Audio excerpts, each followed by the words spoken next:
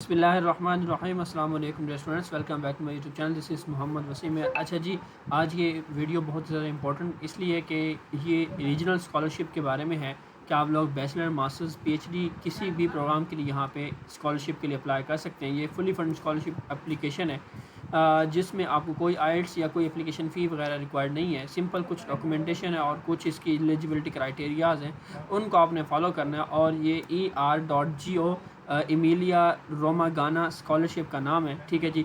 जो इस रीजन के अंदर जितनी भी यूनिवर्सिटीज़ आती हैं, इमिलियो रीजन के अंदर, रीजनो इमिलियो रोमागाना, इसके अंदर जितनी भी यूनिवर्सिटीज़ आती हैं उन स्टूडेंट्स के अंदर यहाँ पे अप्लाई कर सकते हैं। अब इस वीडियो के अंदर हम डिटेल के साथ डिस्कस कर रहे हैं कौन कौन सी यूनिवर्सिटीज़ के स्टूडेंट यहाँ पे एलिजिबल है, जिनका एडमिशन हो गया या जिनका एडमिशन नहीं हुआ वो यहाँ पे अप्लाई कर सकते हैं, ठीक है जी।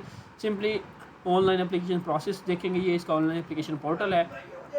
इससे पहले हमने क्या किया, एक जी यहाँ पे PDF तैयार किया आप लोगों के लिए, ER.GO स्कॉलरशिप 26-27, जिसमें आप fully fund scholarship, regional scholarship के लिए यहाँ पे अप्लाई कर सकते हैं। इमिलियो रोमागाना रीजन, अगर आप University of Bologna, University of Parma, University of Modena and Reggio Emilia and University of Ferrara, अब ये 4 यूनिवर्सिटीज़ के अंदर अगर आपका एडमिशन हो गया है या अभी एडमिशन होना बाकी है, इन 4 यूनिवर्सिटीज़ के अंदर अगर आपका एडमिशन हो गया या होना बाकी है, या आपने अप्लाई किया हुआ है या अप्लाई करना चाह रहे हैं, क्योंकि अभी तक ये यूनिवर्सिटी ऑफ बोलोना ओपन है, आप इसमें भी अप्लाई कर सकते हैं। अभी भी एडमिशन इसमें ओपन है, क्लोज नहीं होते। इन यूनिवर्सिटीज़ के अंदर अगर आपको एडमिशन या ऑफर लेटर या आप अप्लाई करना चाह रहे हैं तो फिर आप यहाँ पे इस स्कॉलरशिप के लिए एलिजिबल हैं। यहाँ पे आपको कोई भी स्कॉलरशिप जो होगी ये आपको कोई आपके नंबर्स पे कुछ भी किसी तरह पे भी आपको स्कॉलरशिप नहीं, बल्कि आपको नीड बेस्ड स्कॉलरशिप ये मिलती है। एज ए इंटरनेशनल स्टूडेंट आप यहाँ पे इंक्लूडिंग पाकिस्तानीज़ भी यहाँ पे अप्लाई कर सकते हैं। अब अगर आप स्कॉलरशिप के लिए सिलेक्ट हो जाते हैं तो आपको एनुअल कैश मिलता है, पार्शियल या full accommodation, meals, full tuition fee exemption, refund of regional tuition tax जो आप ऑलरेडी पे कर चुके होंगे वो सारे आपको वापस मिल जाएंगे। एडिशनल स्टूडेंट वेलफेयर बेनिफिट वगैरह भी आपको यहाँ पे मिल सकते हैं, ठीक है जी। कौन अप्लाई कर सकते हैं? बैचलर स्टूडेंट्स, जिनका स्टूडेंट्स का बैचलर में एडमिशन हो चुका है, जिन्होंने FSC की हुई थी और बैचलर में एडमिशन उनका सिक्योर हो गया, वो यहाँ अप्लाई कर सकते हैं। मास्टर्स के स्टूडेंट यहाँ पे अप्लाई कर सकते हैं जिनका मास्टर्स में एडमिशन हो गया है, ठीक है जी। और PhD स्टूडेंट्स भी यहाँ पे जो इन यूनिवर्सिटीज़ के अंदर मीट करते हैं वो यहाँ पे अप्लाई कर सकते हैं। मेन एलिजिबिलिटी रिक्वायरमेंट क्या है कि आपको तमाम ये document, family income certificate, family assess, property ownership, bank balance और हाउस होल्ड कंपोजिशन, ये तमाम डॉक्यूमेंट्स में। अब ये डॉक्यूमेंट कैसे होंगे, कौन से होंगे, इसके लिए आप हमें हमारा व्हाट्सअप ग्रुप जो अगर उसको ज्वाइन करेंगे उसके अंदर आपको सारी डिटेल और सारे टेम्पलेट वगैरह मिल जाएंगे, ठीक है। इसके अलावा हमारा एक पेड सेशन है, आप वो भी लेना चाहते तो हमारा पेड सेशन भी ले सकते हैं। इसके ऊपर डॉक्यूमेंट्स के ऊपर कैसे डॉक्यूमेंट बनते हैं और ISEE वैल्यू आप कहाँ से लेते हैं, ये इन सब चीज़ों के ऊपर हमारा एक पेड सेशन भी आप ले सकते हैं, ठीक है जी। तो ये सारे डॉक्यूमेंट्स होंगे required document for Pakistani students. कौन कौन से जी? फादर सैलरी सर्टिफिकेट आ सकती है, आपकी पेंशन अगर आप फादर की, ये बेसिकली इनकम के डॉक्यूमेंट कौन कौन से होते हैं? फादर की सैलरी, अगर आपके फादर जॉब करते हैं, अगर उनकी पेंशन है तो पेंशन सर्टिफिकेट, अगर उनका कोई बिजनेस है तो बिजनेस इनकम डॉक्यूमेंट, वो उसका टेम्पलेट क्या होगा? Tax document.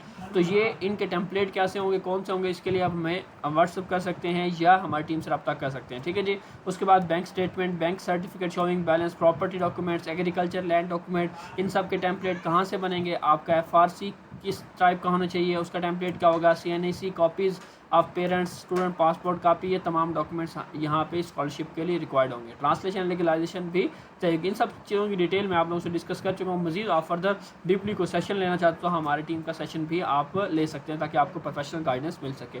अब सिंपली हम चलेंगे जी अप्लाई की तरफ। अप्लाई करने से पहले हम डेडलाइन की बात कर लेते हैं। 6 अगस्त तक हमारे पास इसकी हाउसिंग की, जून 23 ये स्टार्ट हुई है, पब्लिकेशन ओपन हुई है। उसके बाद 6 अगस्त तक हाउसिंग एप्लीकेशन के लिए डेडलाइन अप्लाई करने की, 24 अगस्त तक बेनिफिट एप्लीकेशन डेडलाइन है और 30 अक्टूबर तक इसकी deadline for no tax area. मतलब ये है कि 24 अगस्त तक आप यहाँ पे स्कॉलरशिप के लिए एलिजिबल हैं, आप इसमें अप्लाई कर सकते हैं। अब सिंपली हम अप्लाई करेंगे। अप्लाई करने के लिए अप्लाई ऑनलाइन पे हम क्लिक कर सकते हैं और इसका वेबसाइट का लिंक जो है ना मैं आपको डिस्क्रिप्शन के अंदर ऐड कर दूँगा, तो आप डायरेक्टली जो है ना ये दोनों लिंक आपको मिल जाएंगे, तो आप यहाँ पे आ सकते हैं, ठीक है जी। अब इस तरह के पेज पे आने के बाद सिंपली हमने करना है स्टूडेंट ही ऑनलाइन पे, यहाँ पे स्टूडेंट ही पे क्लिक कर देना है। अब जैसे हम क्लिक करते हैं तो नेक्स्ट हमारे पास पेज जो है ना वो ओपन हो जाता है। तो हम इसको जो है ना यहाँ पे वो बता रहा है कि choose a branch before fill application, Bologna, Ferrara, Modena, Emilia and Parma, इन 4 यूनिवर्सिटीज़ को यहाँ पे आप सेलेक्ट कर सकते हैं। चूज़ यहाँ पे जो है ना ब्रांच सेलेक्ट करनी है, यूनिवर्सिटी सेलेक्ट करनी है। यूनिवर्सिटी सेलेक्ट करने से पहले यहाँ बता रहा है आपको कि अगर आपने बोलोनिया चूज़ करनी है तो आपने लिखना है जी, if the ITS is in Bologna तो आपने फिर सीजीनिया, फॉरली, रिमीनी, रवीना, और अगर आपने चूज़ पार्मा करना है तो if ITS is in pharma तो आपने पिकस जेंजा ये चूज़ करना है। ठीक है जी। अपनी ब्रांच चूज़ करेंगे जी। यहाँ पे बोलोनिया, फरारा जिसमें हमारा एडमिशन होता है, हम कहते हैं लेट्स सी कि हमारा जो है ना फरारा के अंदर एडमिशन हुआ है तो हम फरारा को लेके चलते हैं। आप इस तरह किसी भी यूनिवर्सिटी को यहाँ पे चेकआउट कर सकते हैं। ठीक है जी। उसके बाद यहाँ पे हमारे पास आ गया access for student residing abroad without, अब ये तो हो गया वहाँ के जो नेशनलिटी होल्डर हैं उनके लिए। ठीक है जी। हमारा ये कोई भी कैटेगरी नहीं बनती। हम नीचे आएंगे यहाँ पे access for students residing abroad without ये इसके। ठीक है जी। Students with university access, student with यहाँ पे एक्सेस क्रेडेंशियल, हम यहाँ पे क्लिक करेंगे कि हमारे पास यूनिवर्सिटी की एक्सेस और क्रेडेंशियल है। ठीक है जी। अब यहाँ पे हम इस पेज पे आ चुके हैं। अब इस पेज पे आने के बाद हमारे पास जो है ना यहाँ पे कहता है जी आपने access for student already enrolled or graduated university of access resolve only to student enrolled. अब जिन स्टूडेंट्स का यहाँ पे एडमिशन सिक्योर हो गया है, ठीक है जी, उनका अपना यूज़र नेम और पासवर्ड, सिर्फ वही स्टूडेंट जिनका एडमिशन हुआ है, जिन्होंने अपना रजिस्ट्रेशन कर रखी होगी यहाँ पे, वही सिर्फ यहाँ पे अप्लाई करना है। यूज़र नेम ऐड करेंगे, अपना पासवर्ड जो अब आपने अप्लाई किया था वो अप्लाई करने के बाद आपने लॉगिन पे जब यहाँ पे ना हम डाटा जो है मैंने आपको कहा था यूज़र नेम और पासवर्ड लगाएंगे। कुछ यूनिवर्सिटीज़ में ऐसे हो रहा था लाइक जैसे हम यूनिवर्सिटीज़ के ऊपर आते थे ऑनलाइन, जैसे मैं आपको दिखा दूँ उसी सेम पेज के ऊपर अगर आप, मैं तो यूनिवर्सिटी ऑफ फरारा सेलेक्ट की, यूनिवर्सिटी ऑफ फरारा सेलेक्ट करने के बाद मुझे यूज़र नेम और पासवर्ड का उसने कहा। अगर तो आपको वो ये देता है कि आपको सिंपली, जैसे कि मैं यहाँ पे इसको ऑनलाइन एप्लीकेशन ओपन करता हूँ, यहाँ पे दोबारा to visit this page login, तो हम इसको लॉगिन वाले पेज पे क्लिक करते हैं। ये आने के बाद दोबारा मैं आपको फिर समझा रहा हूँ। अब यहाँ पे आएंगे चूज़ द ब्रांच में, अगर आपने बोलोनिया सर्च करना है या मोडेना या पार्मा कोई भी सिलेक्ट किया तो वो आपको एक्सेस ले जाएगा डायरेक्ट यूनिवर्सिटीज़ के पोर्टल के ऊपर। अब यहाँ पे आना है सेम उसी वे में, उसी method students with university access credential, यहाँ पे आपने क्लिक करना है तो ये देखें आपको ये डायरेक्ट उसी पेज पे ले आएगा जो यूनिवर्सिटी ऑफ बोलोनिया का फेस। तो आपने वहाँ यूज़र नेम पासवर्ड ऐड करना, परेशान होने की ज़रूरत नहीं है। ये ऐड करने के बाद आपने हैविंग रीड द डॉक्यूमेंट और गो ऑन पे क्लिक कर देना। अब जैसे ही हम यहाँ पे क्लिक करते हैं तो हमारे पास ये कहता है you are filling out the application benefit this reason. इसको मैं करता हूँ जी कन्फर्म, यहाँ पे मैंने इसको कंफर्म कर देना। कंफर्म करने के बाद यहाँ पे वो कह रहा है ये सेक्शन जो है ना आपका पर्सनल और डाटा, इकोनॉमिक डाटा वगैरह को फिल करने का कह रहा है। सबसे पहले जो है ना हमारे पास यहाँ पे इसको हम ट्रांसलेट इंग्लिश कर देते हैं। कहता है you will submit also the benefit application scholarship account you have to fill starting from July. तो ये इसके लिए भी हमें अलग से अप्लाई करना पड़ेगा। तो पहले हमें ये जो डाटा कह रहा है हम इसको ज़रा यहाँ पे पर्सनल डाटा इसको हम फिल करते हैं। यहाँ पे कहता है जी फिल इन पे आप क्लिक करें।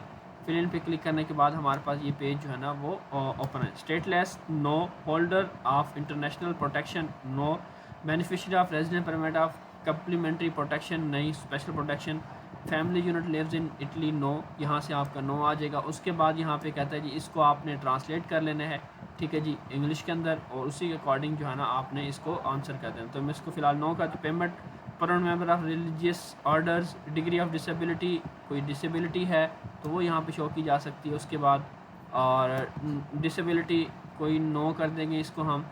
उसके बाद पर्सनल ईमेल, और यहाँ पे पर्सनल ईमेल जाने के बाद कंट्री, मोबाइल नंबर हम यहाँ पे अपना पहले कंट्री सेलेक्ट कर लेते हैं, ठीक है जी, जिस कंट्री का हमने मोबाइल नंबर यहाँ पे ऐड करना है। इस तरह की जो पर्सनल डिटेल है यहाँ पे आपने सारी वो जो है ना यहाँ पे वो सिलेक्ट कर लेनी है, ठीक है जी। मैं अपना कंट्री यहाँ से ढूंढ के सिलेक्ट कर लेता हूँ। ये जी मेरा कंट्री आ गया, ठीक है जी, और मोबाइल फ़ोन नंबर यहाँ पे ये जी मोबाइल फ़ोन नंबर आ गया। उसके बाद मैंने कर देना जी फॉरवर्ड पे। तो यहाँ पे लिखा हुआ अगर आपके पास सर्टिफाइड PEC मेल नहीं है तो आप इसको ना लिखें, इसको आप खाली छोड़ के आगे ले जाएँ, ठीक है जी। हम इसको खाली छोड़ देते हैं। खाली छोड़ने के बाद दोबारा जो है इसको खाली करने के बाद आगे ले गए। अब ये हमें आगे ले आया, यहाँ पे फॉरवर्ड पे क्लिक करते हैं अगेन, ठीक है जी। अब यहाँ पे फॉरवर्ड पे लेके जाने के बाद अब यहाँ पे वो कह रहा है जी अपना कंट्री चूज़ करें। यहाँ से हमें अपना कंट्री चूज़ कर लेना है। ये जी हमारा कंट्री आ गया। कंट्री चूज़ करने के बाद रीजन ऑटोमेटिकली ये चीज़ें चेंज होगी। उसके बाद एड्रेस, स्ट्रीट नंबर, ये सारी चीज़ें आप लोगों ने इसी तरह ही जो है ना वो मेंशन करते जाना है कि हमारा एड्रेस क्या है, ETC, इस तरह की चीज़ें, पोस्टल कोड वगैरह आपका आ जाएगा।